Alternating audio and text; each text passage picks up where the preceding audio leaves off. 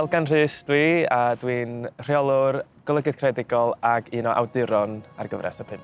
Mae Dyma'r dwi, a dwi'n cyd-awdur y trydydd nofel yn y gyfrol sef Annic.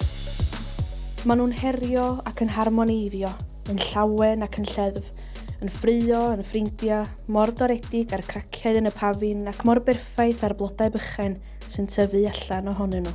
So mae y 5 yn 5 nofel am 5 ffrind yn blwyddyn 11 wedi sgwennu gan 5 awdur a 5 cyd-awdur ifanc. Mae'n sôn am iechyd meddwl, sôn am cwestiynu rhyw, am grefydd, am anabledd, ond dyn nhw ddim jyst yn Muslim, ddim jyst yn autistic. Maen nhw'n cymeriadau cyfoes a Chymraeg sy'n mynd ceisio ddarganfod pwy ydyn nhw.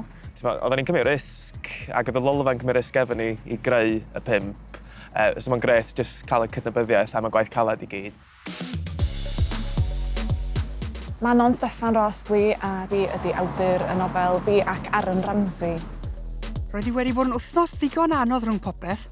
Diolch byth fod yna bêl-droed ar ddyddiau Sadwrn. Mae fi ac Aaron Ramsey yn nofel i blant hŷn am bêl-droed, ond hefyd am berthnasau sydd yn digwydd yn sgil diddordeb mewn pêl-droed. Mae Gwobrau Tir Nog wedi gwneud gymaint o wahaniaeth i ngyrfa i yn y gorffennol, a mae jyst cael cydnabyddiaeth o'r gwaith, ond hefyd y nofel yma, achos bod hi'n nofel nes i sgwennu yn ystod cyfnod y pandemig, oedd hi'n rhywle i fi ddengid, felly mae'n arbennig iawn i fi a dwi wedi gwirionu. Elin Jones ydw i, a fi yw awdur hanes yn y tir, History Grounded, sydd mae debyg wedi cyrraedd Rhestr fer Gwobrau Tir Nog leni.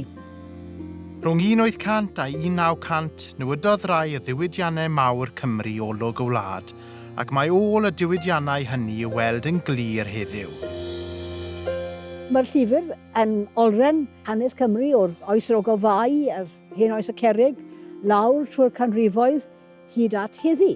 A beth o'n i'n moyn yn y llyfr yma, bod plant yn cael gwybod beth oedd ei greiddiau nhw yn y tir yma. A mae'n rhyfeddol i fi, fod yn onest, bod y llyfr wedi cyrraedd Rhestr fel Gwobrau Tir Nog. Gwobrau sydd wedi gwneud cymryd dros y blynyddoedd i roi sylw i lyfrau hanes plant, a fi jyst mor falch ohono fe.